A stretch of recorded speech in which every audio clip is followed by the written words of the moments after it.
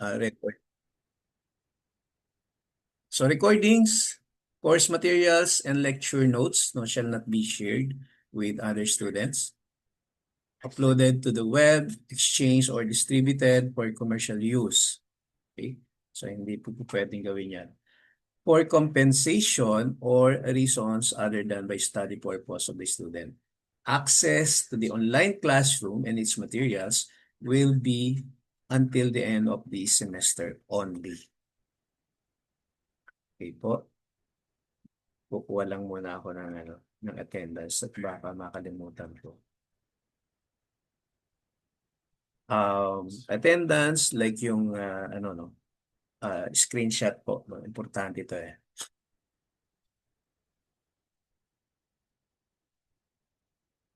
Okay, number 2. Only the faculty in charge is allowed to record his or her online lecture or lectures or class presentations, no, unless allowed by the faculty. Not to disclose personal information of the faculty in charge unless with written permission from the faculty, and not to give the access code of the online classroom to any individuals who is or are not part of the class, no? So ngayon, hindi ako naglagay ng code dito sa ating online. So dire-diretso lang kayo nakapasok, no? But doon po sa mga darating na natin, um, meron na tayong passcode na gagamitin. Okay? And number 5, abide by the online class rules and regulations discussed during the class orientation. Okay, so introduction po. So we have all this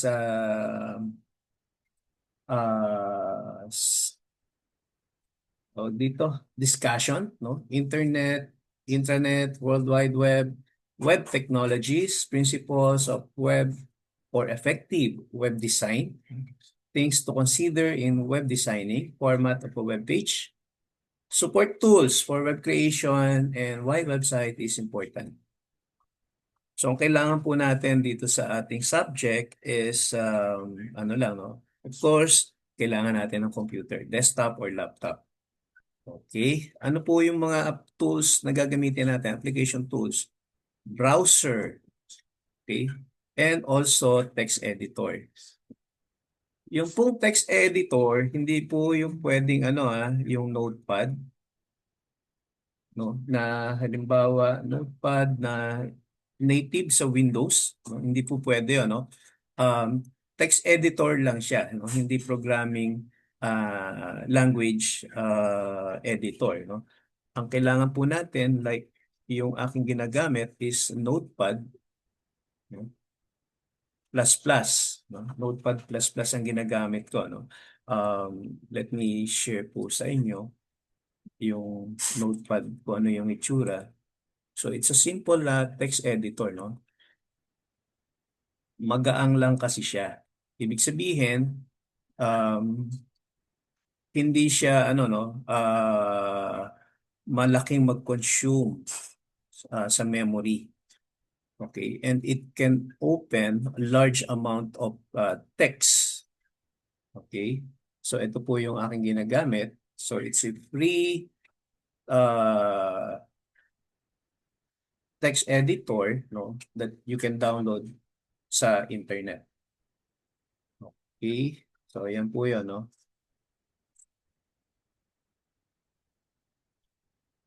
Now, internet is a global system of interconnected computer networks that use the standard internet protocol suite, no, like TCP/IP. Okay, whether you're using um, mobile devices, tablet, no, desktop, yung mga IoT devices, okay? TCP/IP po ang ginagamit natin protocol, no? To link several billion devices worldwide. And how your computer connects to a website. Nagkaroon na po ba tayo ng curiosity, no? Na isipin, paano ba pagka nag-request ako ng isang website? ano nangyayari? Okay, so may mga steps po yan, no? For example, based on my diagram, no? Yung user, this is the step 1, nag-request to open the Amazon website. Okay, so tinype niya doon sa browser and then press enter.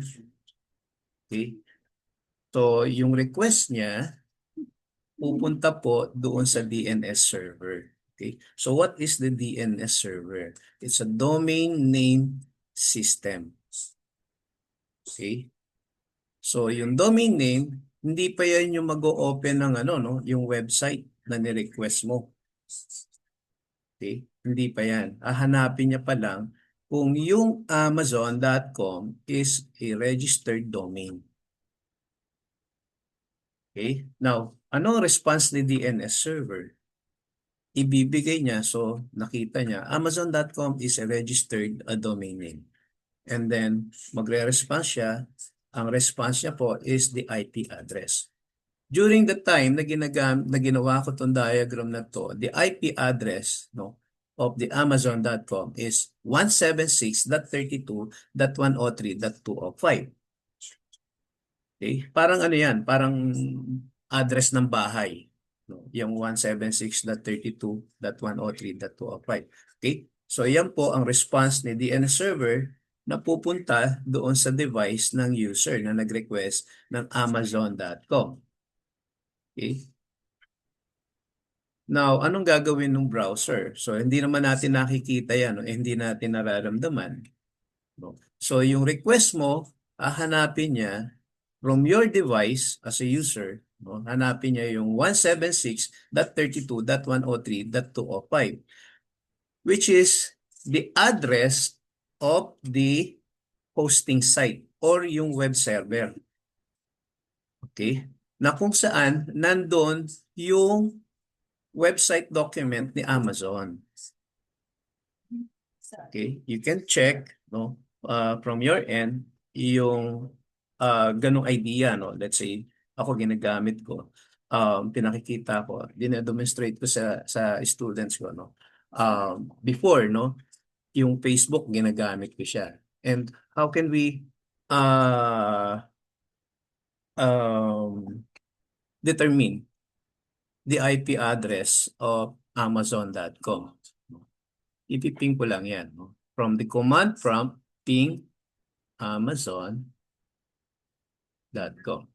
So pagka nag-reply, yung IP address na yan yung current IP address na ginagamit niya.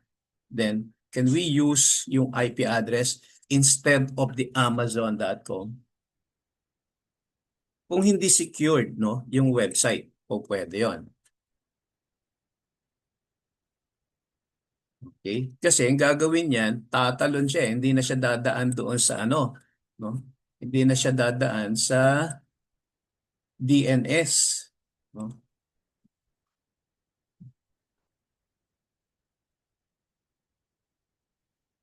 52.94.236. Correct me if I'm wrong, no? Doon sa mga knowledgeable na diyan. Okay, so this is not secure. Doon pa lang sa browser, no, i-block ka na. No? It's a potential kasi wala na security. Okay?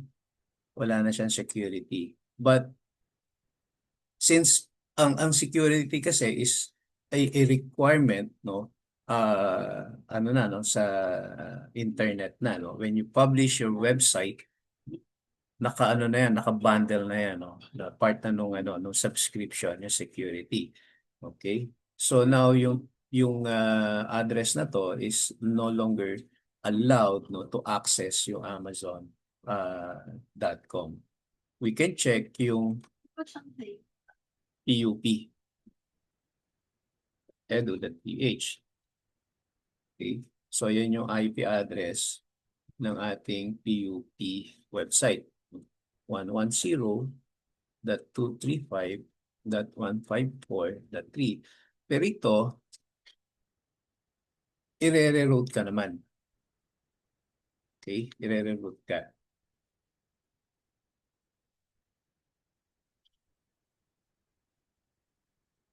Okay, so going back, so once the hosting site or the web server receive your request, no, kasi nakita mo na yung IP address niya because of the DNS, babalik naman siya doon sa device na nag-request, no? And in a form of HTML na. Okay? So kahit na ano pang language ang ginamit ni Amazon, no, doon sa website niya, ita-translate niya in a form of HTML. So yung nakikita natin na interface is the HTML code na. Okay? And there are two things the HTTPS does. No? Ano ba yung HTTPS? It is the security provided by the hosting site. No? Pagka nag-subscribe ka kasi, for example, yung domain name mo is just a subscription no, ng domain name. Okay? And then, kailangan mo pa ng hosting site.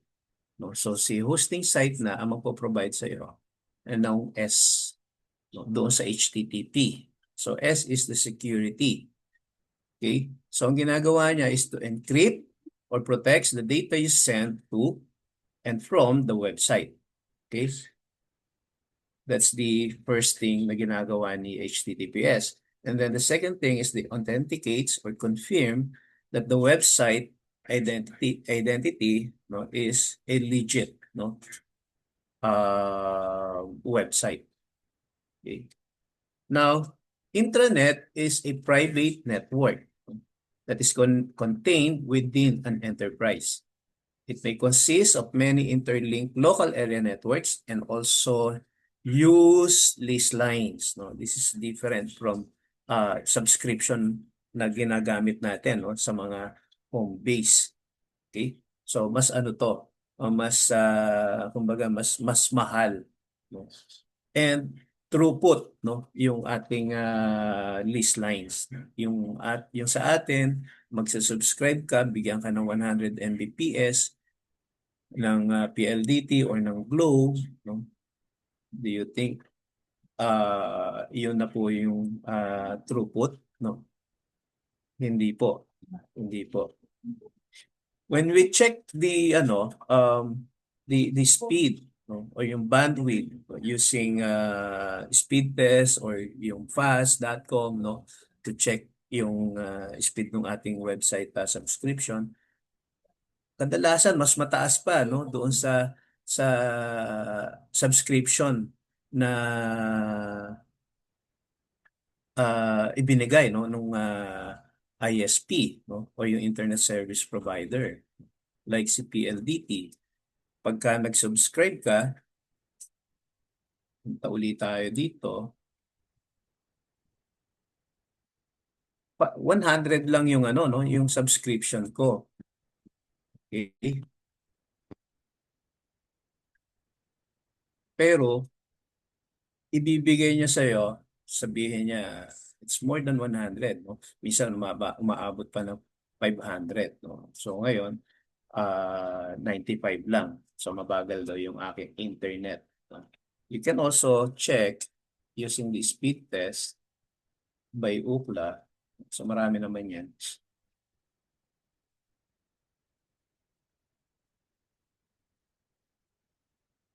This is also important no, sa mga ano no, sa mga technical.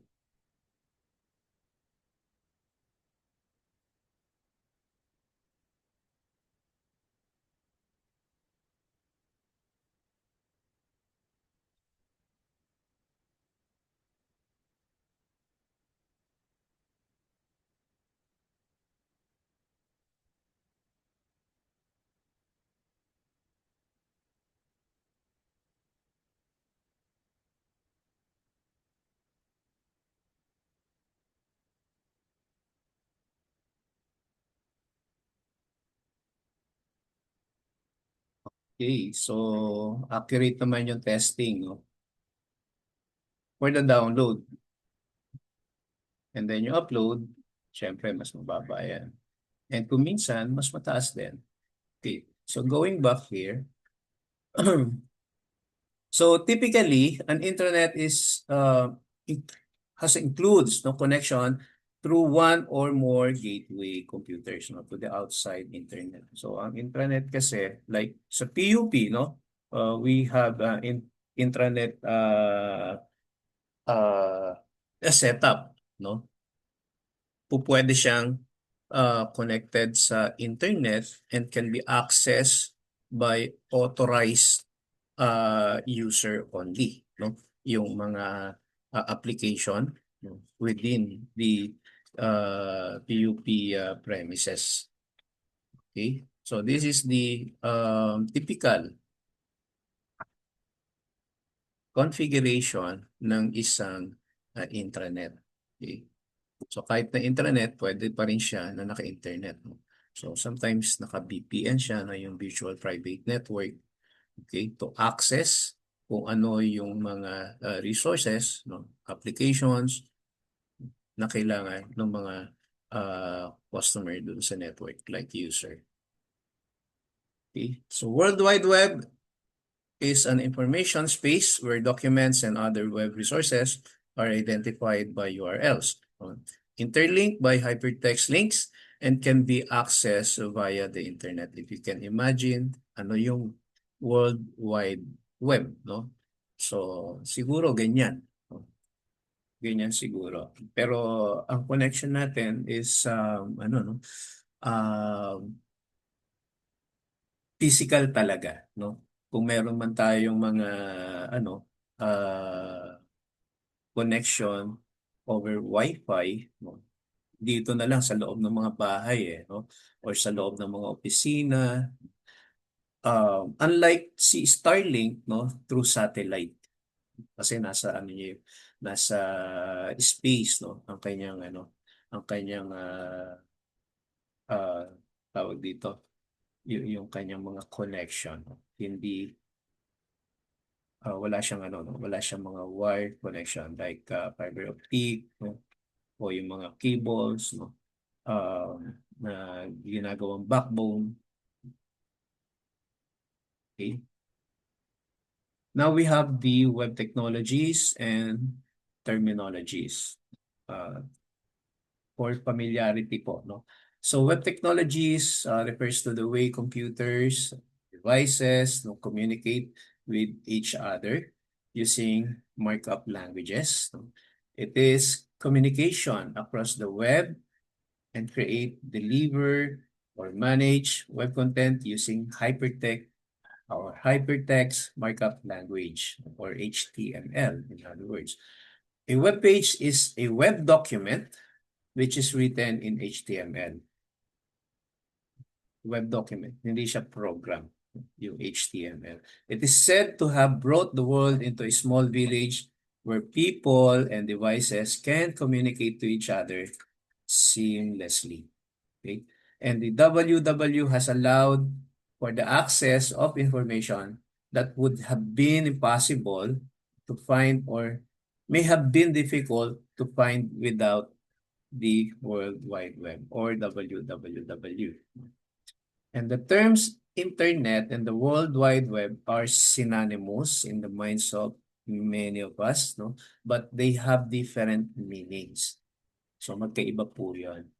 The internet is a massive network of networks that connects millions of computers worldwide.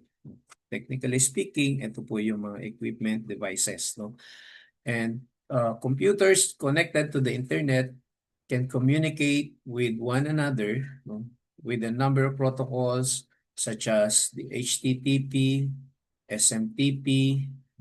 Yung HTTP ginagamit when you request, no, for marami website,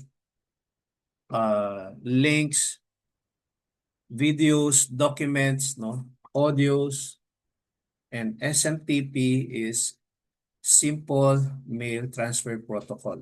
So ginagamit po yan sa mga mails, emails, no. FTP or file transfer protocol, so ginagamit yan to transfer, no, yung mga documents or files. Okay? And there are two types ng FTP, client and server. Okay? Example, FTP, you are the website developer, no? And then kailangan mo i-publish yung website mo. Okay? Now, first thing to do is to look for hosting site subscription. Okay? Kasi kailangan mo yan. Now, yung second na gagawin mo is to register your website or your domain. No? Kasi yun yung yun naman ang gagamitin yung hosting site, no, para doon sa IP address.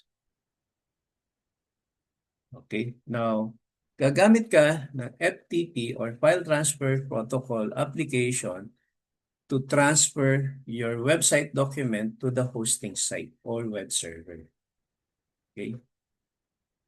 So, ang magre-receive naman yan, doon sa hosting site, meron tinatawag na cPanel. No? Dito sa computer natin, no, yung si Windows application, provided tayo ng control panel. No? And this is the same doon sa cPanel, no, ng File Transfer Protocol application. Okay? IRC or Internet Relay Chat, ito yung ano, no, um, the old chat or messaging, no, na ginamit. Ito yata yung kauna-unahan or original chat application. Okay? And then IM, instant messaging, telnet or remote, no, access, and P2P or peer-to-peer connection, like see Spotify, YouTube, no, or other the same application. So P2P yan.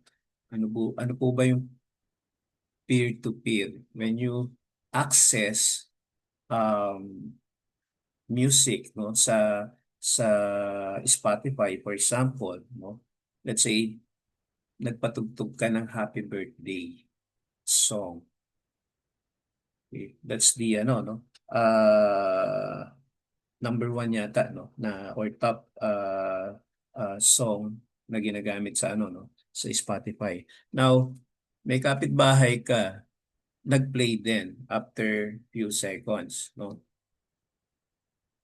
Yung piniplay mo na happy birthday doon sa Spotify, dina-download mo yung ano, yung audio file, okay, to your device. Yung kapitbahay mo, since magkalapit kayo, no, eh sinishare niya nung yung dina-download mo, sinishare mo rin yan doon sa kapitbahay mo. Okay? Pero hindi natin nanonotice yun. That's the technology, no, na peer-to-peer. So walang burden doon sa server ng Spotify. Okay? So ganun po yung peer-to-peer technology. Kung familiar kayo doon sa torrent, no, when you check or download, kung mahilig kayo mag-download using torrent application, makikita nyo naman yan, no, na merong nagli-leech, merong nagsiseed. Okay? That's also peer-to-peer connection. Okay? Pagka nagli-leech, ibig sabihin, ikaw nagli-leech ka, no? Inihigop mo yung mga uh, uh, tawag dito, yung file, no, ng dina-download mo. Okay?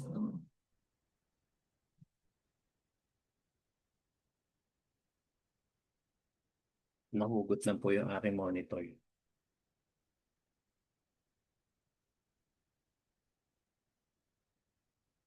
Okay? That's the leech, no? Tapos yung seed, ikaw naman yung nagsiseed, sinishare mo naman yung dina-download mo to another device, no? Sometimes more than one devices yung nagli-leech doon sa device mo. No? So that's the peer-to-peer connection or technology.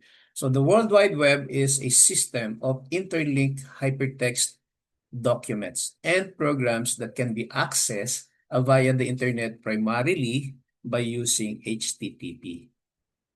Okay, so important terms of web technologies. So we have the web page, HTML, web server, web browser, URL, protocol, HTTP, XML, and API.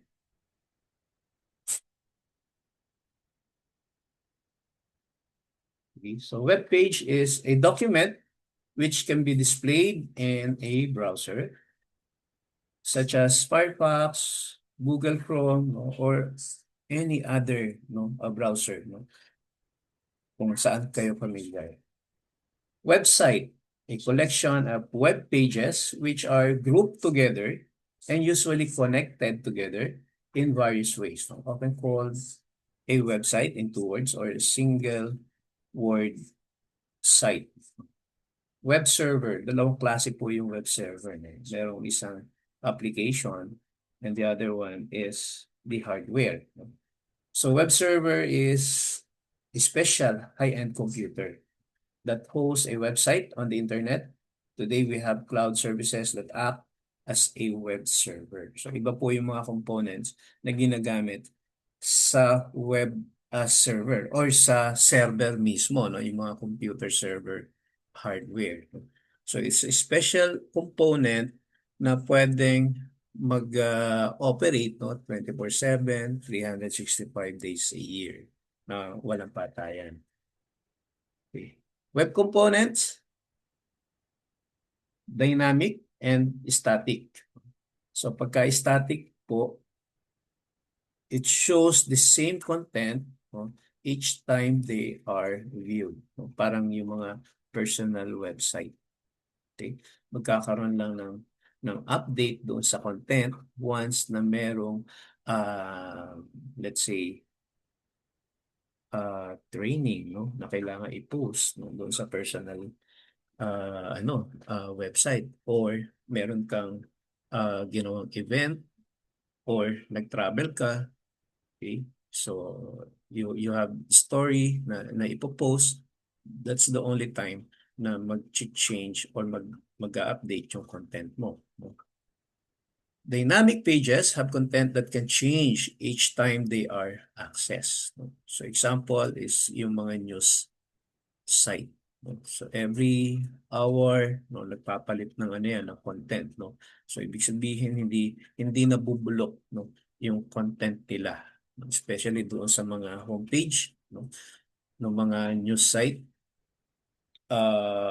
laging updated yan, no. Okay. Kasi news ang inilalagay nila, no, yung mga news item, no. So ganyan yung mga strategy.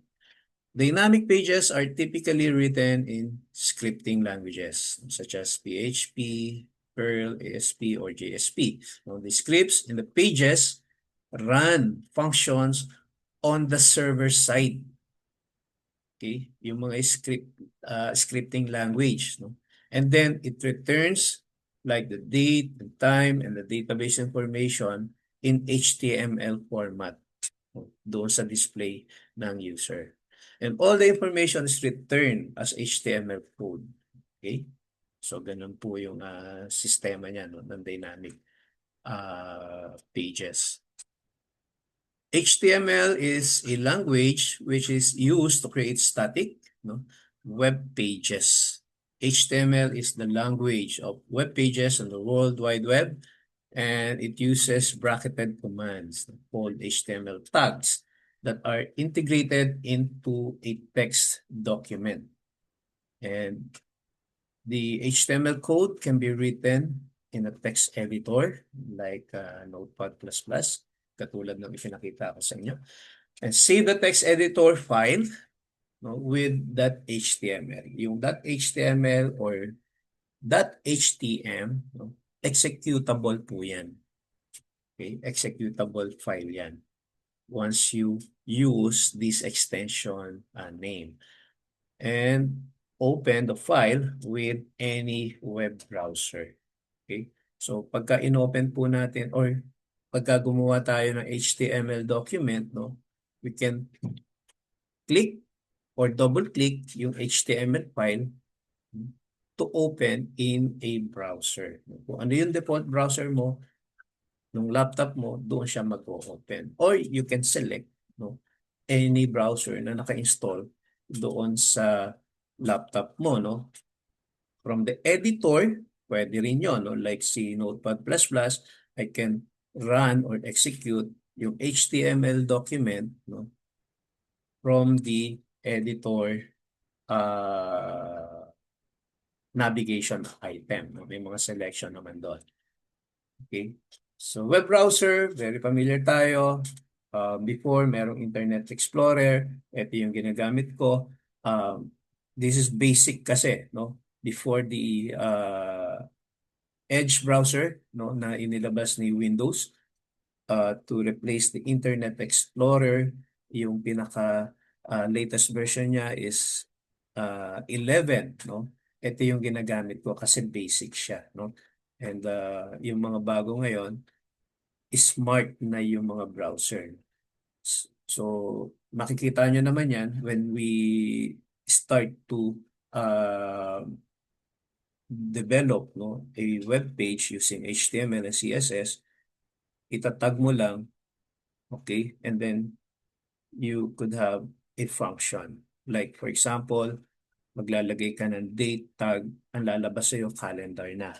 No? So that's how smart, no, yung mga browser ngayon. And yung coding is very simple na, no.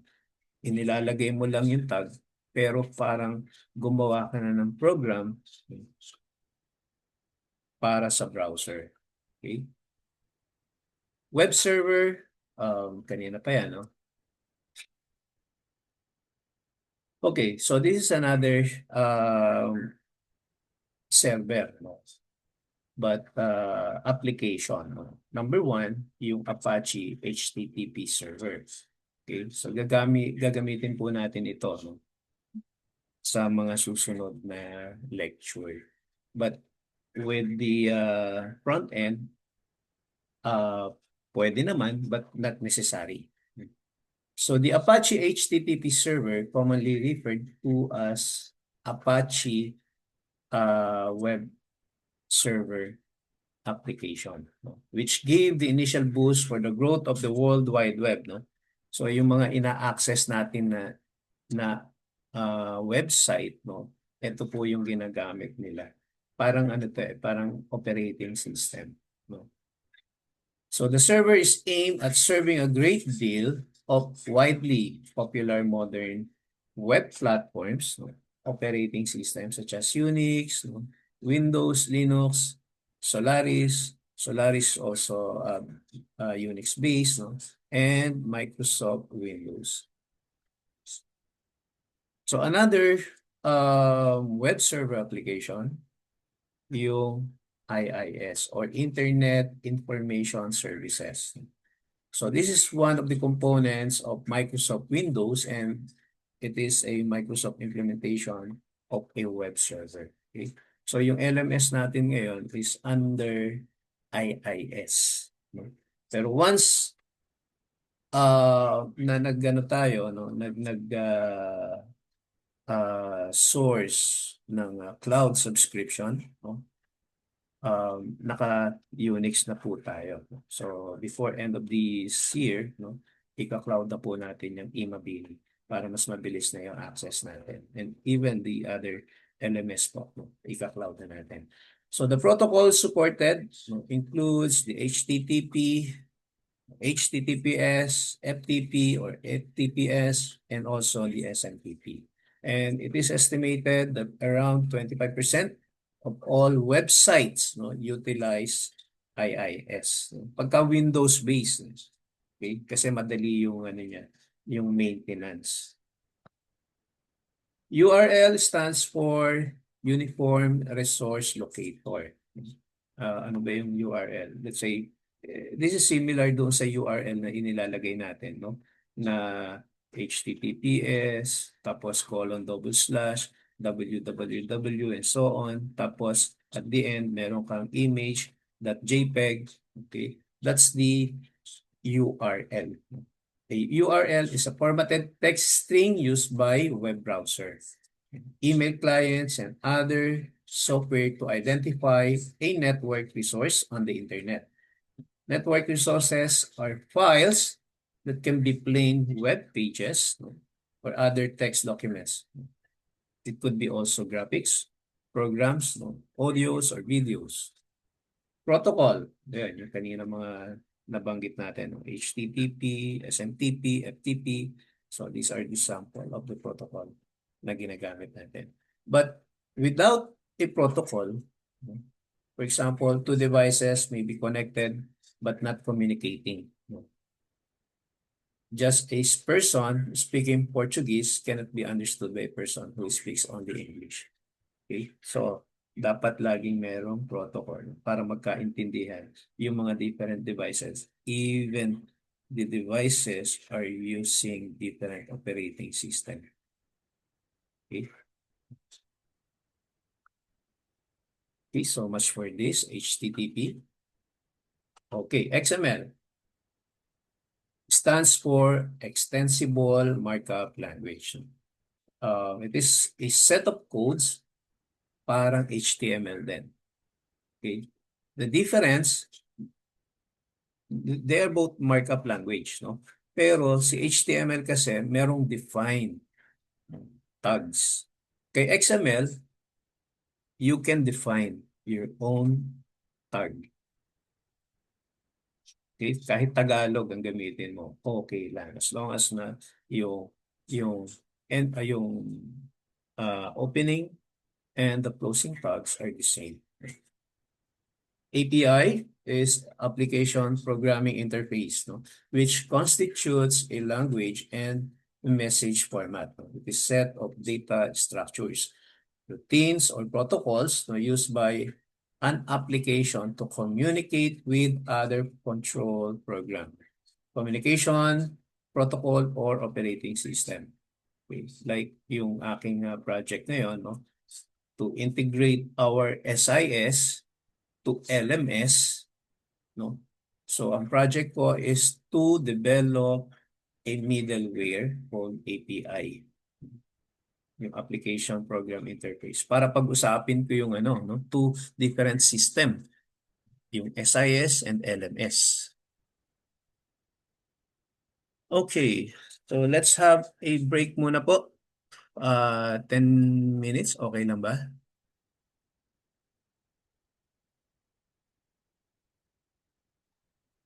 Yan.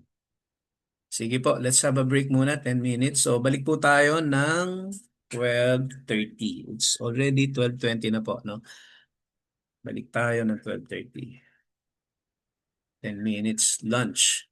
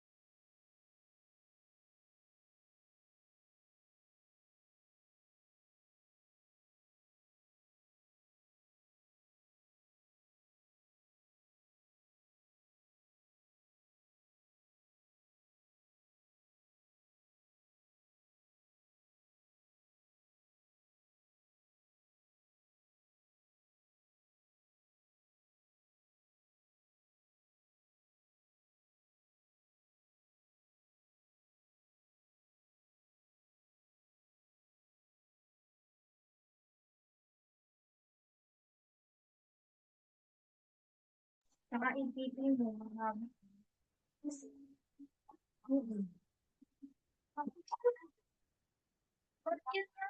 Ay, mat pala. At ipitin. Ipitin na ba? Babalik mo yung card mo ah. Yen, bakit mababa ka sa ano yan? Di ba may halaman ka? Di ba may halaman ka?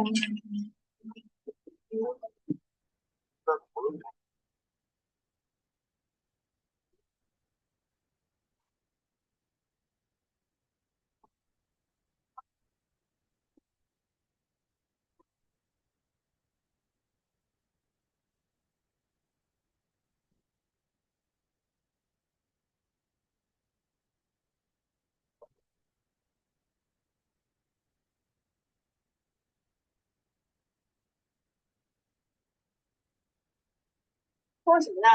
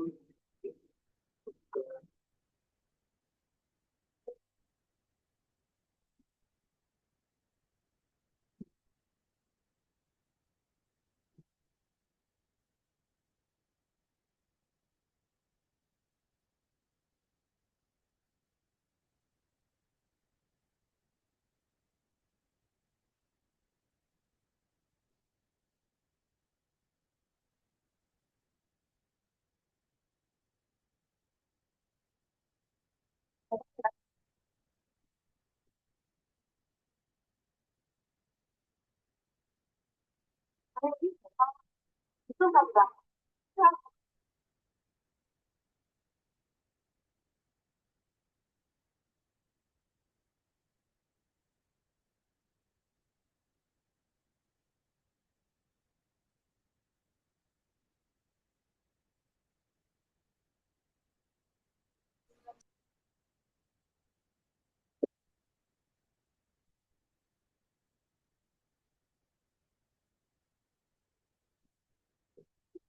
Wala.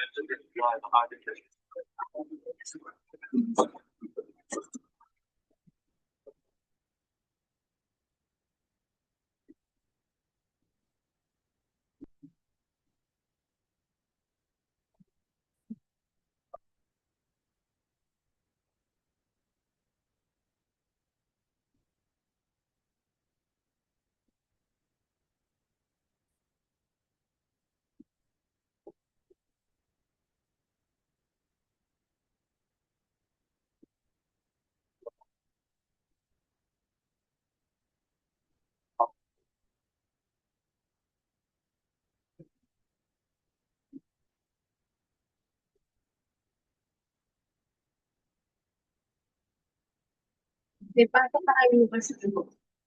Siyempre.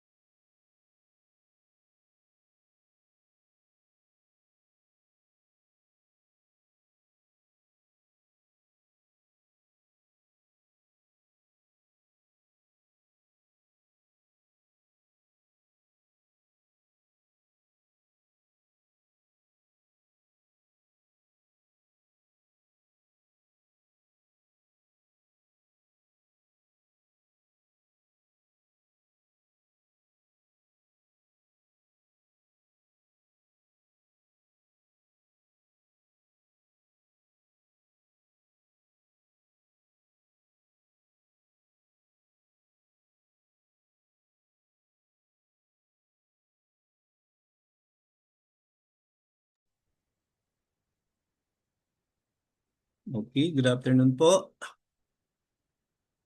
Let's resume. Nandyan na po ba kayo? Let me see your hands. Kaway-kaway naman po dyan.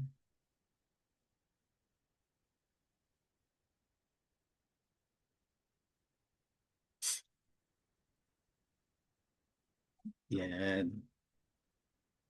Okay.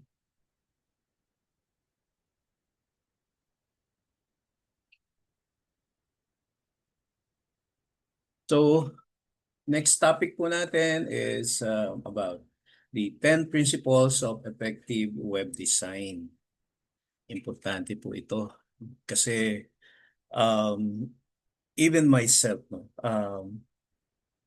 nung first time ko mag-develop ng website, hindi ko alam kung paano umpisahan. Malakas lang ang loob ko kasi meron akong project na kinuha.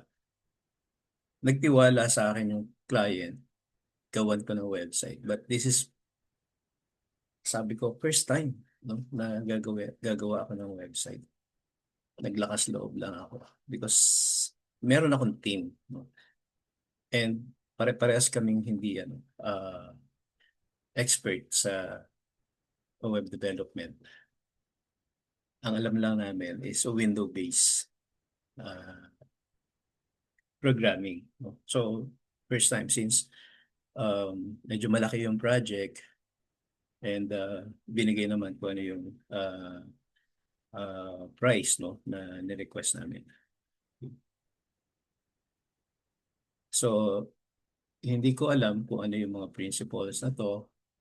So, hindi maganda yung kumbaga maraming time na naaksaya kasi hindi namin alam pa paano mag-uumpisa. Okay? So, according to Steve Jobs, the design is not just what it looks like and feels like. Design is how it works. So, ganun yung idea niya.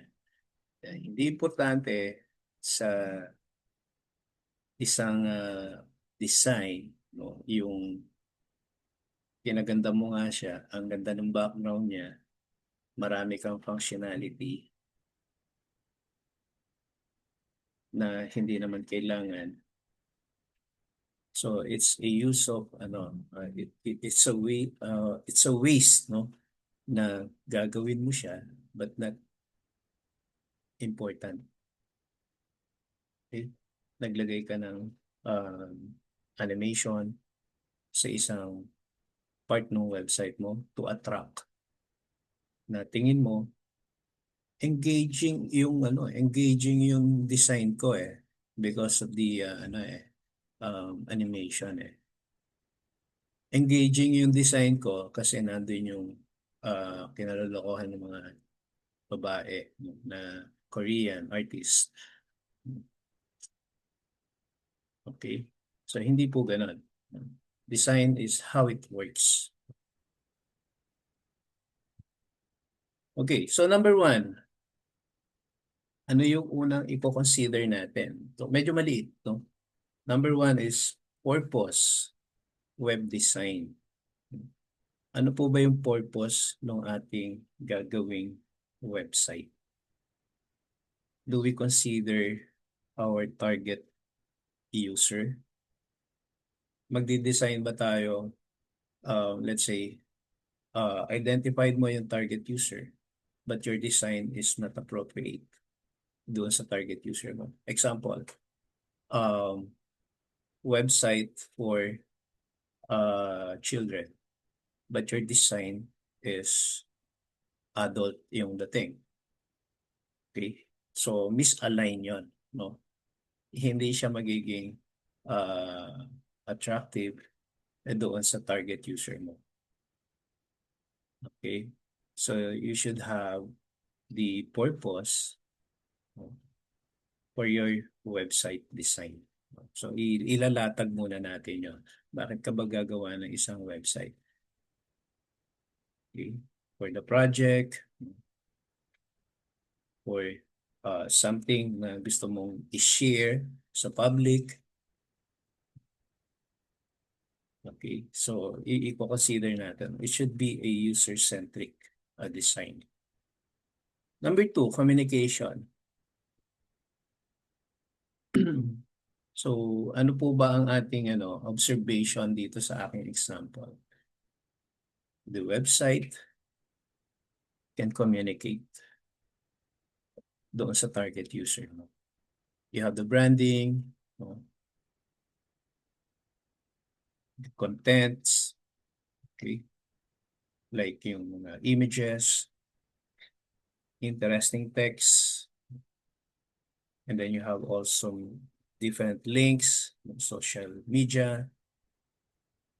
Advertisement can, dalawang bagay yan, no?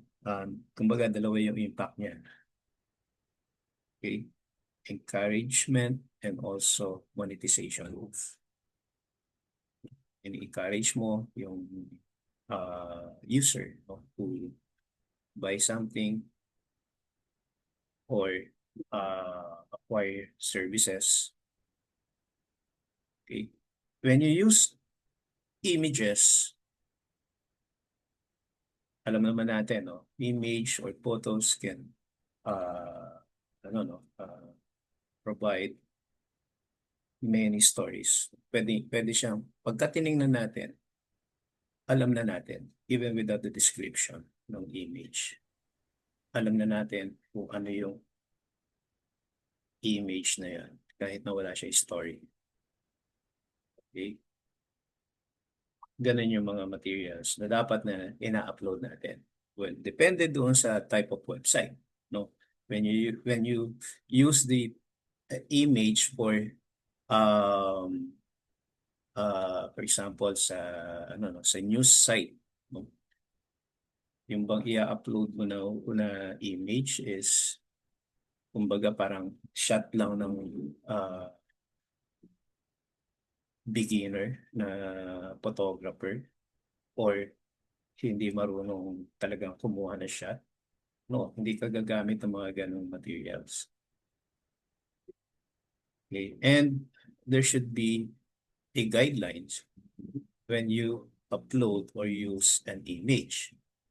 Okay? Sa image, dapat kung ang website mo, let's say, news site again, no? Hindi kailangan na high quality ang ilalagay mo. Okay?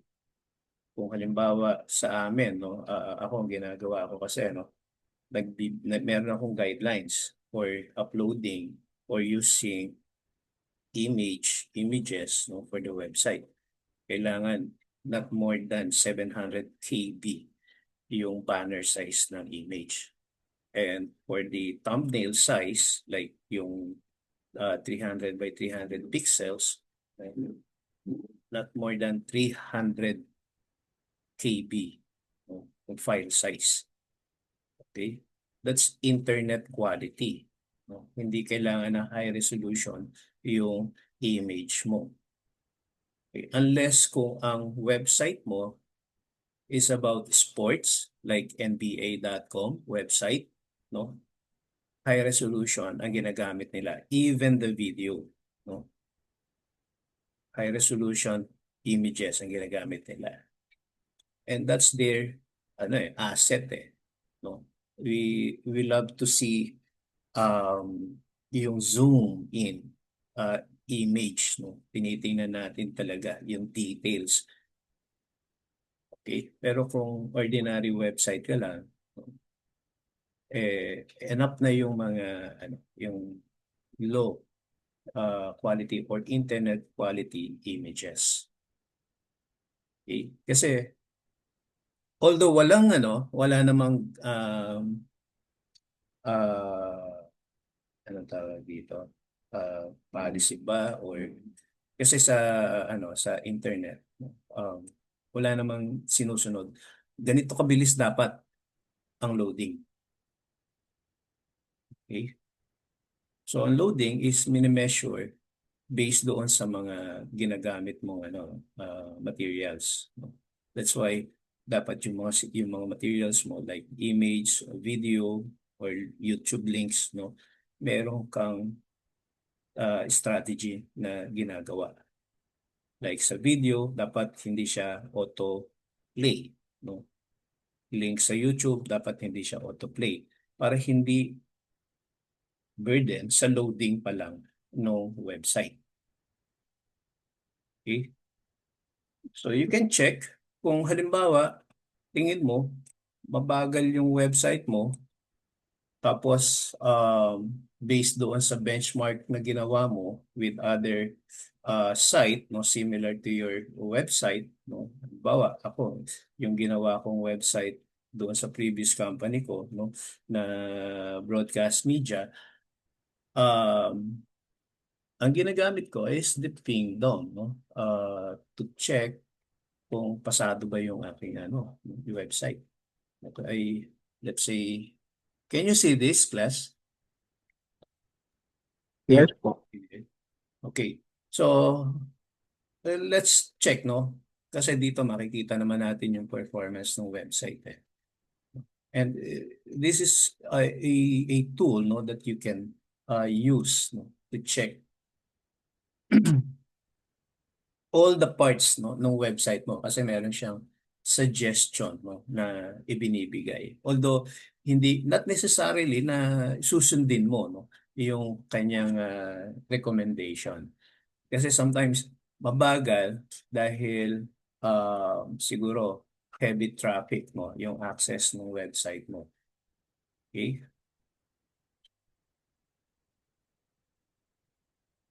So right now, ang ginagawa niya is to check, no, yung mga components ng website. Okay.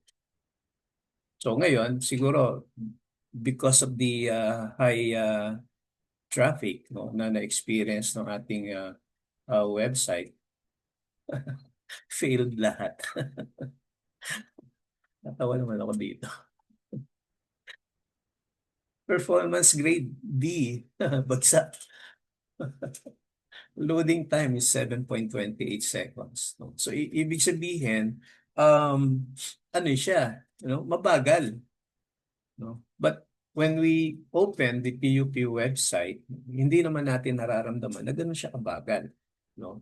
So ibig sabihin, kung loading time is less than 7.28 seconds, baka pasado siya, no? So we can check dun sa sa recommendation niya, no? Kasi lahat, no, yung DNS, no, yung HTTP request, no, ang dami, lahat nung chinek niya failed. Okay. This is because the high traffic, no, na na-experience ng ating website. Okay. For the DNS, ito kasi ang daming links natin eh, di ba? Ang daming interface. So maraming lookups talaga, no? Kasi may mga different pages uh, doon sa doon sa PUP website natin, no? So hindi naman importante na talagang ire-reduce mo 'yan. That could affect, no, yung performance nung totality ng website natin. Okay? And we have also HTTPS since portal kasi siya, no? We cannot avoid, no, yung ganito. Okay? So okay lang 'yan. As long as na yung mga response natin is okay, no? When we receive, kasi itong 200 is a response from the server. So kung ano ka, webmaster ka, naiintindihan natin to, no? But anyway, yung mga ganitong technical um, aspect, no, sa web development will discuss sa susunod na mga lecture natin, but not this semester. Kasi ano yan eh, hindi part yan ng front end. Okay? Yan. So doon sa website nyo, kung nasa office kayo, kung merong website yung office nyo, you can check, no? Compare yung mga nakita nyo rito. Okay? Now, for the text content, no? Kung mapapansin niyo yung text content is different from the let's say doon sa mga news paper, no? Ano yung nandun sa newspaper? Tapos binasa mo doon sa sa website ng newspaper. Okay? Meron silang difference. Okay? Kasi kahit kayo, you can observe yourselves, no? Nag, hindi tayo nagbabasa eh. We can also scan, no, yung text. Hindi natin binabasa yan. Okay? So dapat um, yung content ng text mo, although hindi dapat magbago yung thought, no? The same thought from your website and doon sa no, doon sa newspaper. Pero yung kaya nga meron tinatawag na na pang lang, pang website lang or pang internet lang. Okay? And then for socialization, no, very useful yung ganitong mga links, no, to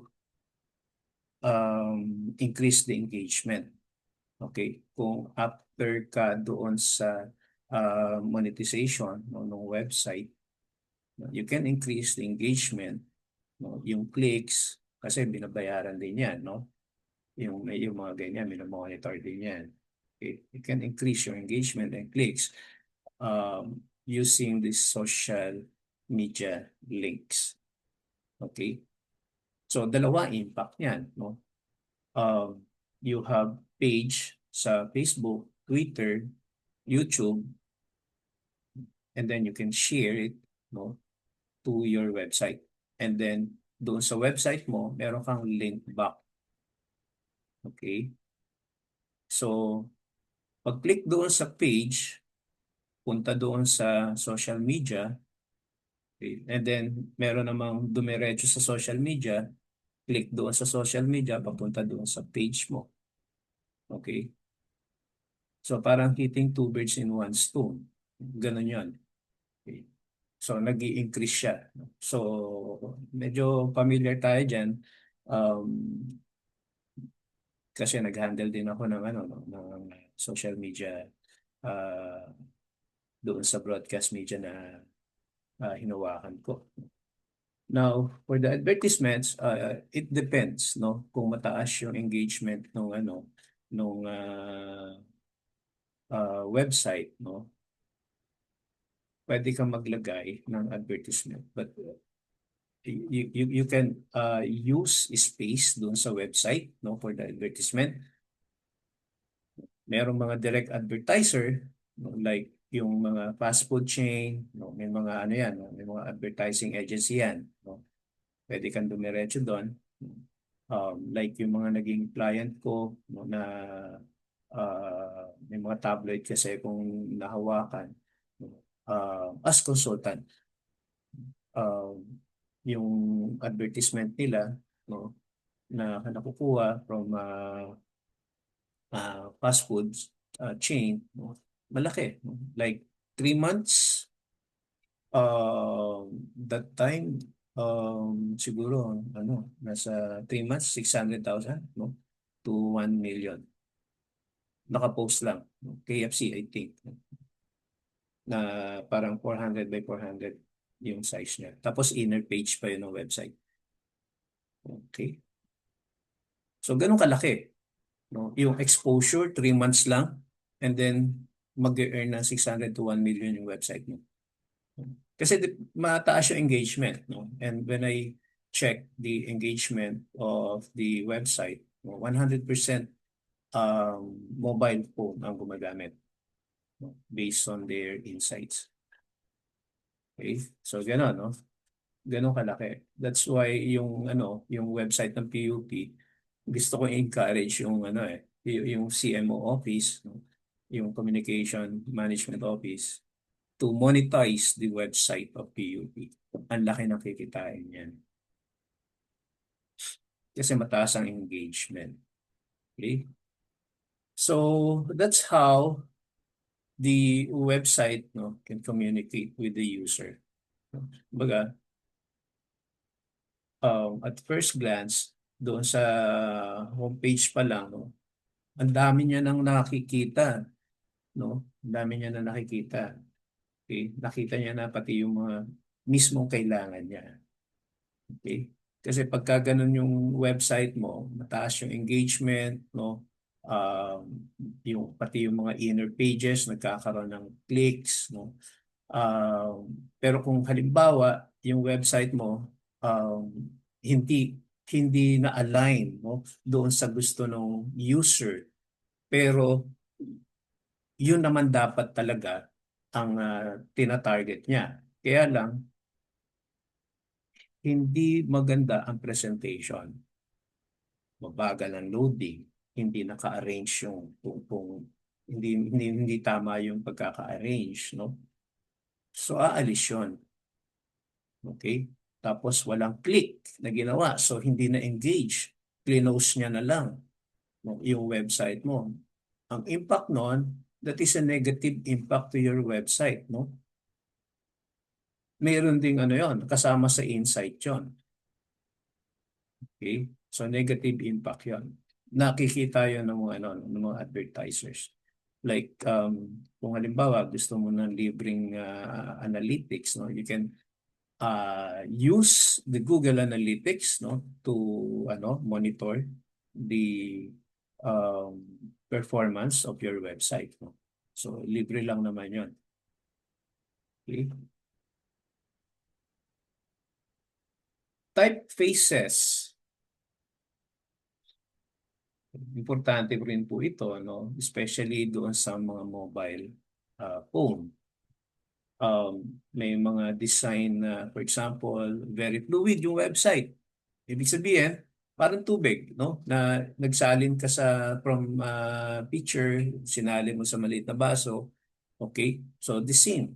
Sinunod niya kung ano yung size ng baso. Okay? Maliit.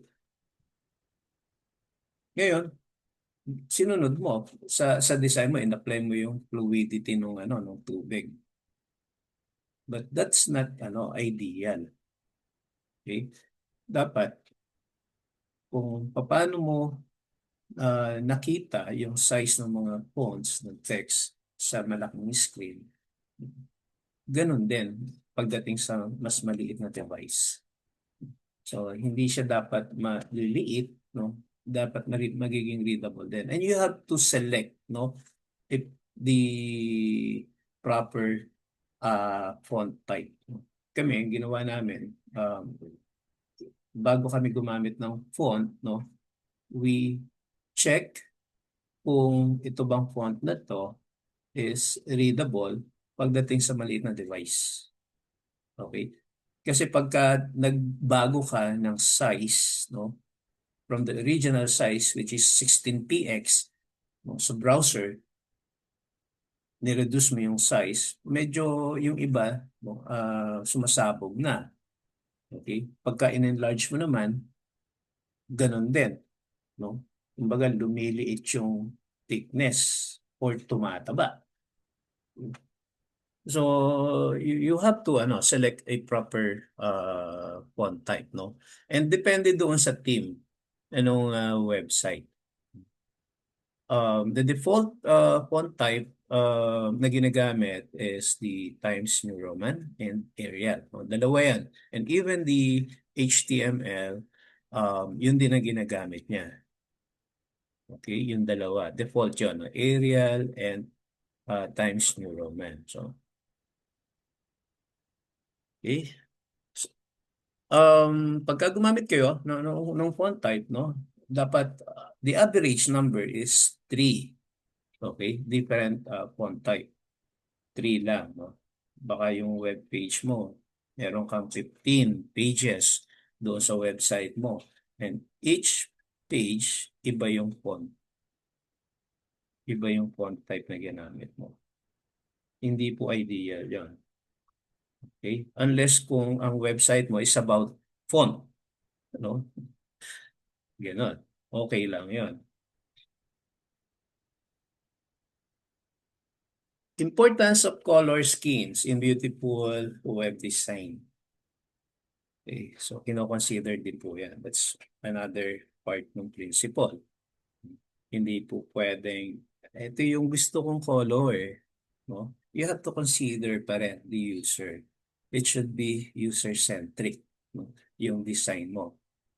Bakit tayo tumatagal doon sa according to the study, more than 4 hours tumatagal ang Pilipino sa Facebook. Number 1 tayo.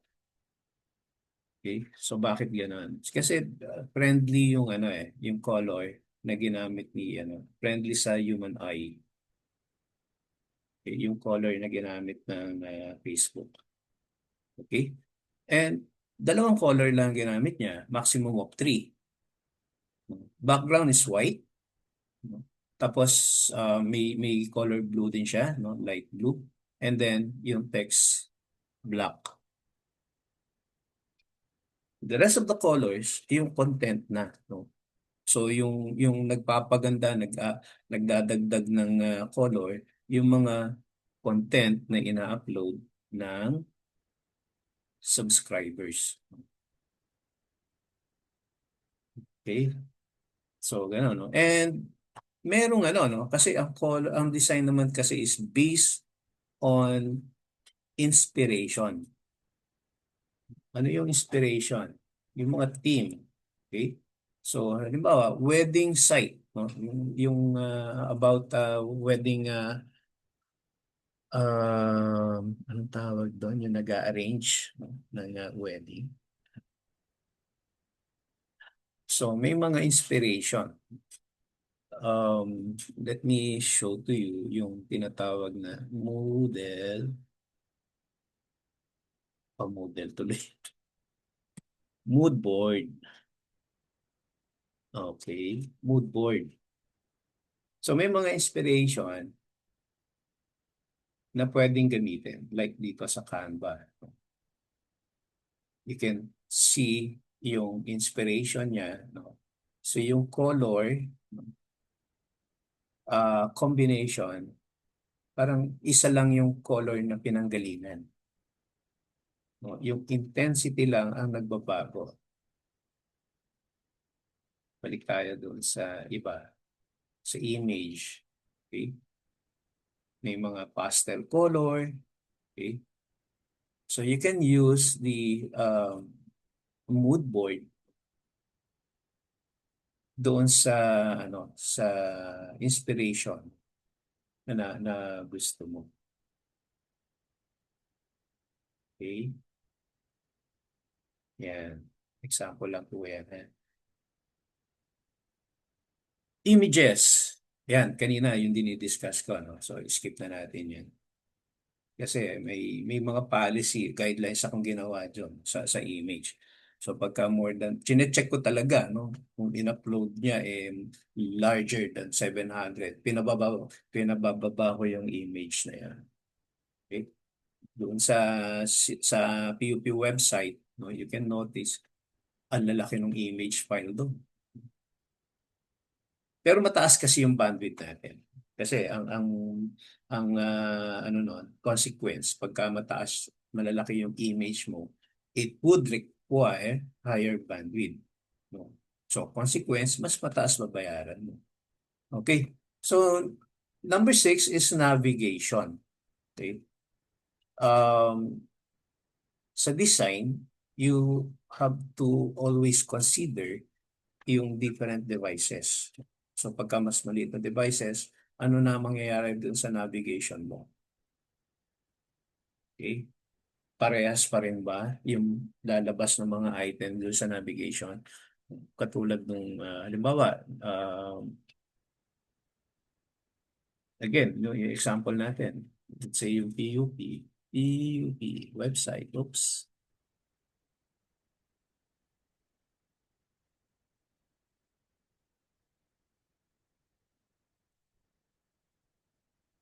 Okay, so paano pagka lumiit na siya? Okay, dito sa website natin, meron siyang pop-up. This is a modal window. No? Tapos, easy access ito. Ideal ito, no? Para doon sa mga different types of users ng website. Okay, kasi marami tayong types of user, no? May mga applicant, may mga student, faculty, employee, ayan, no? So, easy access ito, no? Okay? And then, kung i-close mo siya, nandito pa rin yan. Okay? And then, recently, nag-add din sila ng no? ng chatbot. Okay? Yung chatbot. So, ito yung navigation po, no? Na tinatawag. So, si About PUP is na one element to sa navigation. Okay? And meron siya mga submenu. Okay? Submenu. So, nagna-navigate ka pa rin. This part is the header. Yung nasa top is part of the header, pero required kasi for um, government website, dapat meron kang government links embedded doon sa website. Okay? For ano yan transparency. Now, ito yung part ng PUP. So, divided into two yung header. Okay. Yung header with logo, the institution name, yung branding, and then the navigation. Part din ng header, yung search. Okay. So, naglagay lang din ng contact us nito. Okay. Now, yung part na to is the banner. So, walang position para sa advertisement kasi inoccupy yung buong width ng website o ng browser. Okay? So, if I reduce or resize yung browser, let's see kung ano yung, or we can inspect yung website na to, ano yung mangyayari. You can use yung feature na to pagka gusto mong i-debug yung website mo. Okay? So what happened doon sa sa navigation natin? Okay, itong navigation items natin. Mawawala siya and nag-transform into hamburger type menu. Okay? So kasi parang ang nakita nung nung website natin, no, maliit na device yung gumagamit. Okay? And we could see yung size no width, ayan, no, nag-a-appear yung size ng width doon sa right top most ng website. Okay? 551 pixel by 927. That's the height. Yung height is hindi naman importante, no? It's always the width, no? The width size of the device. Okay?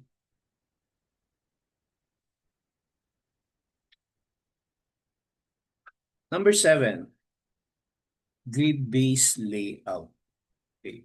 So, ito yung naging problem ko nung una dahil hindi nga ako expert pa, marunong sa web design. Paano ko umpisahan yung website? Okay. So, kasi yung project ko is about uh, issuance ng gift certificate, no? Sa mga merchants. Okay? So, imo-monitor ko 'yon. Merong admin site and then meron ding mga merchant interface. Okay? So ganun yung sistema niya. Tapos using tawag dito barcode scanner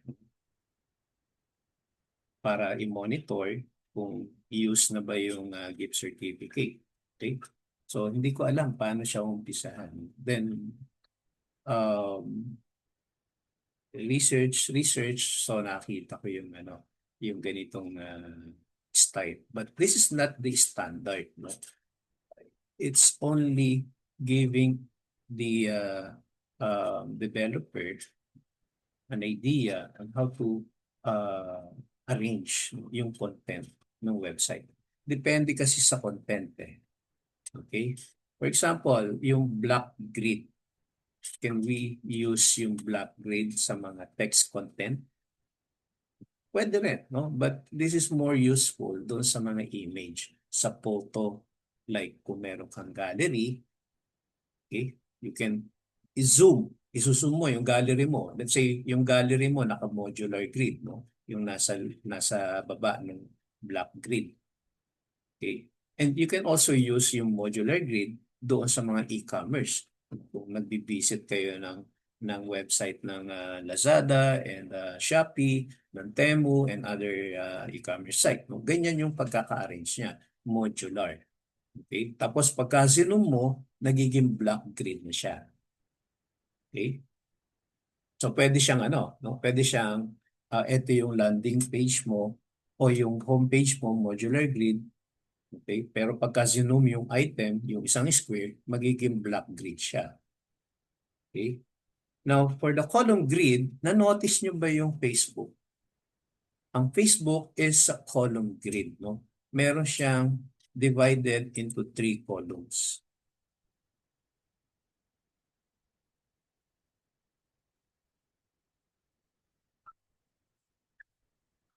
Yan, i-share ko sa inyo. No? So, meron siyang 3 columns. No? Ito yung first column. Yan, makikita nyo naman yung size eh. So, hanggang dito yung niya, yung boundary. Okay? So, from here hanggang dito, yan. Ito naman yung content part. Okay? So, 3 columns siya. So, independent yung nasa center dito sa left side and sa right side. Okay? So, doon sa X, no, yung former Twitter, I think the same, no? Hindi ko kasi na-open yung aking Twitter. So hindi ko na alam kung ano yung itsura niya. Baka may mga changes na. So ganyan, no? Ah, madali lang siya. Madali lang siya. And ang design niya, no, is occupying the whole width, no, ng browser. Okay? But the height is infinite. No? Kasi hindi naman importante. Okay? So, kailan ako nag-member o nag-subscribe ng Facebook? Hindi ko na matandaan, no? Maybe hindi ko na kayang abutin yung let's say kung kasi first version pala ng ng Facebook, member na ako. No? Kung 2010 nag-umpisa yan, 2010 yung history no nung aking Facebook. Hindi ko na ma-reach yung yung ilalim. Okay? Ay, patay na naman. Wait lang po.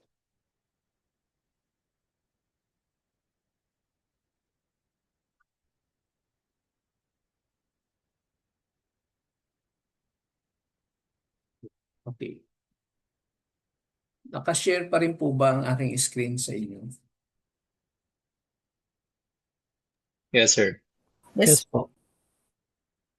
That's the column grid example, no? For hierarchical, eto ganito yung ginagawa sa mga entertainment, news site, no, and other corporate websites, no. Karaniwan ganito, hierarchical grid, no. So kung sa news site yan, itong part na malaki, ito yung headline. Tapos meron kang probably text dito describing or giving the details of the headline, no? Yung maliit na nandito, ito yung other, no? News, no? Or maybe yung mga category, no? Nung other news. Sports, science, okay, space.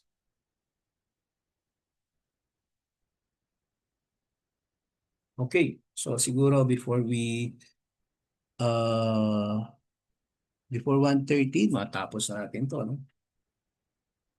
Meron kasing how many pages? 64 pages o slides itong ating topic ngayon. Nasa konti na lang pala. Okay. So number 8, we have the F or Z pattern design. Para saan yan, Sel? Okay. Have you noticed yourself kung pag-open mo ng let's say Facebook or any website kung saan yung direction ng mata mo? We always start from left. Kasi siguro dahil we read the text from left to right, di ba? So ganun tayo.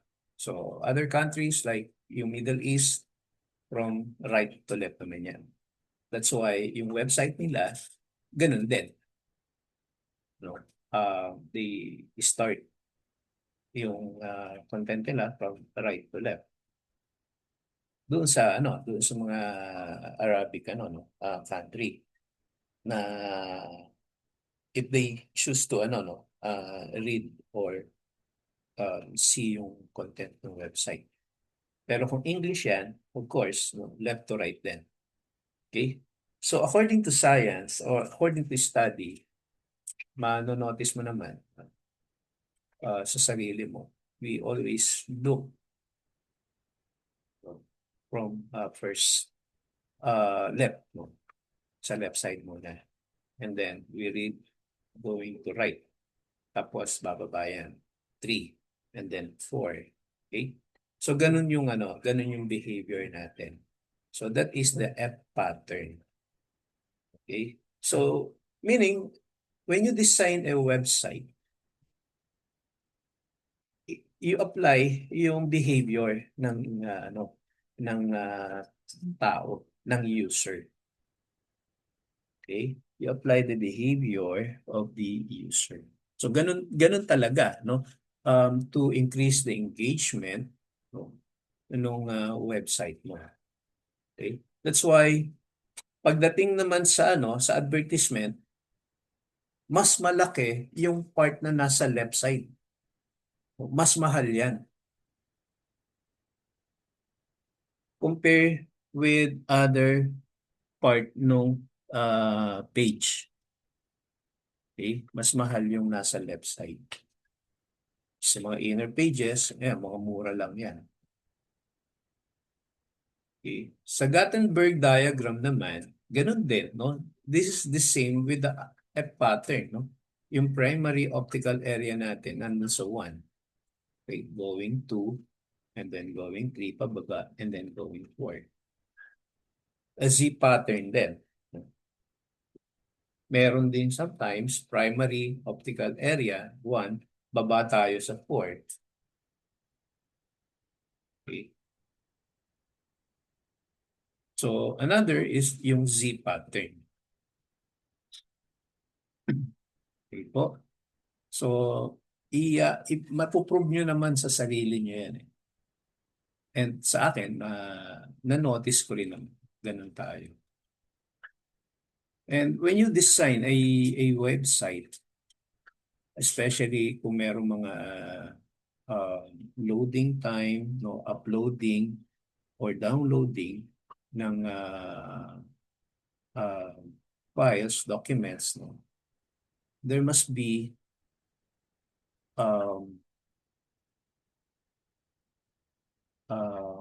progress bar. Dapat merong mga ganito. Kasi kung halimbawa walang ganyan, tapos nag-upload ka or nag-download ka,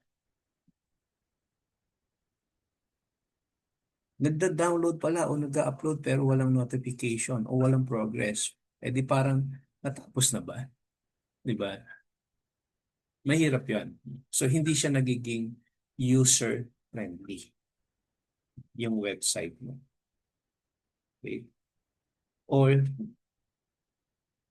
gawin nating inclusive. Apply natin yung inclusivity. No? Merong audio. So, nagsasalita, 90% downloading, 100%. Okay? So, pwedeng ganun, no? And it can help yung mga user na na halimbawa malayo. Okay? Yung mga PWD, hindi niya nakikita yung ginagawa niya. That could help. No? Yung mga ganong voice interaction instead of yung progress bar. Okay, bakit 9? Okay, kala ko 8. So 10, last one, dapat mobile friendly. That's why when you design, like nagpi-frame, ka pa lang, nagwa-wireframe ka pa lang, mobile first. No? So ganun sa industry, mobile first. Kasi nga, number 1 device na ginagamit to open the website is mobile. Okay? So yung nasa left side, naka-X kasi this is the same website, no, na inopen. Okay? So yung nasa left side, that is incorrect design. Fluid yung website mo, okay. Pero nung inopen, siniksik doon sa width size ng device, ng mobile. Di hindi mo na ngayon mabasa yung content, especially the text. No? Paano mo mag-select yung mga items mo yun doon sa navigation? Dikit-dikit na yon. Remember, no, malaki yung thumb natin. Even the smallest thumb, finger natin, hindi kakasya doon sa size. Okay? So when you design, dapat you have to rearrange yung design mo pagka mobile na ang gamit. Okay, don't worry, hindi mo kailangan gumawa ng different application for mobile. Okay, it's single ano lang yan, program pa rin yan. Okay, so ang gagawa dyan, si CSS. Yung HTML mo intact. Okay, si CSS ang bahala dyan. Okay, now, pagka naman browser ang ginamit mo, dapat, yun yan, no, friendly to different browser. Okay? Any question po? So far?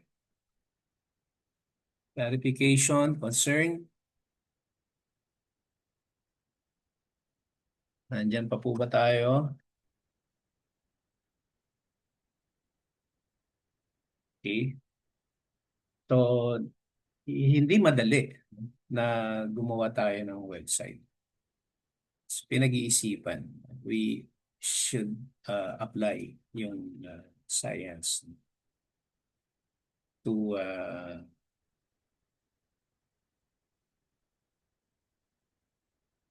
have a successful website. Okay? Pero kung ang website mo, application, like ang target user mo is office, no? Business. Hindi naman yan hindi naman yan hindi kailangan ng engagement. Let's say ang tawag dito, payroll system yung website mo. Kailangan mo ba yung pinag-usapan natin dito? Ang kailangan doon is how you will design the flow of your website that will be based doon sa flow nung system flow nung company. Okay. Susunod dapat doon. And pagka gumawa ka ng website, yung mga existing problem, redundant task, no, doon sa manual, hindi na dapat mag-appear doon sa website application. That's another improvement. No? So, automation na po yun. Okay, automation na. Halimbawa, ginawa mo ng isang website application ng isang department. No? Let's say yung procurement department, ginawa mo ng application. 10 yung tao dun sa procurement department. And then, based on your study, pagka ginawa mo yung application, automated application, 2 na lang yung matitira. Kasi automated na yung system. Okay? That's the normal effect. No? Kasi sa automation, ganun talaga. Mawawala na yung ibang tao. Okay? So, ganun din sa no? Kahit sa amin, no? Sa mga IT personnel, no? Sa IT department, hindi rin safe yung mga nasa IT department. No? Ako, biktima rin ako niyan ng mga ganyan. Pagka natapos na namin yung sound system, ano na mangyayari sa amin? Especially pagka natapos yung ERP, nag-ERP, no? Ibig sabihin, buong system ng company, no? Operational, automated. Okay. Kasi maintain mo na lang yan Maintain, update, no? Anong gagawin mo pa doon sa napakarami mong IT staff? Wala na, tanggalin mo na yan. So, ganun kami. Ganun na nangyayari sa amin. May mga IT ba rito? So, ayun. Okay, so it's already 1:23. Siguro stop natin, no, para hindi tayo mabitin dito sa bagong discussion natin. Things to consider in web design. So, it's almost the same doon sa ano no, sa 10 principles. But eto medyo technical na siya no on how we include no yung consideration doon sa pagde-design natin. Okay? Question po? So for the last time, paki-open po yung ating mga camera para sa ating attendance.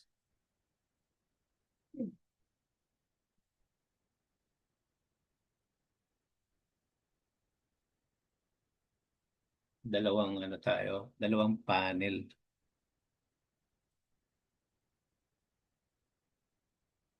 So hindi tayo nadagdagan ng 77 pa rin. Sa 5 yung wala. Yan. So dito makakakuha na ako ng attendance kasi may mga pangalan naman yung mga every square. Okay. So wait lang po. First panel. Wait lang. Yung iba walang camera.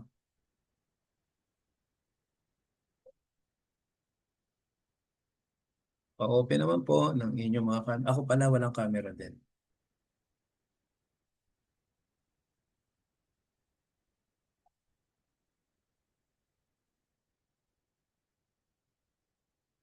Naka-avatar po kasi ako. Wait lang.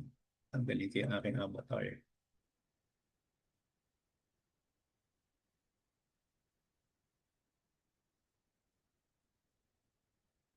Okay. Ready? First panel po. So lahat may open ang camera. First panel. Okay. Wait lang po. Keep smiling.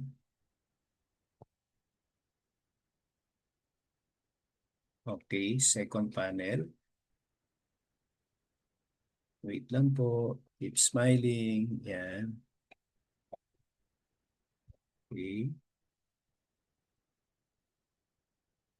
Thank you po. Maraming salamat. And hopefully meron po tayong natutunan ngayong tanghali. Thank you, sir. Salamat po. Thank you po, Thank you, sir. sir. Thank you po. Thank Thank you, you. sir. Thank you, sir. Thank you po. Thank you po. Yung pong mga walang access, pakihintay lang po. No? Ayusin po natin today. Okay. Thank you po. Bye. Bye.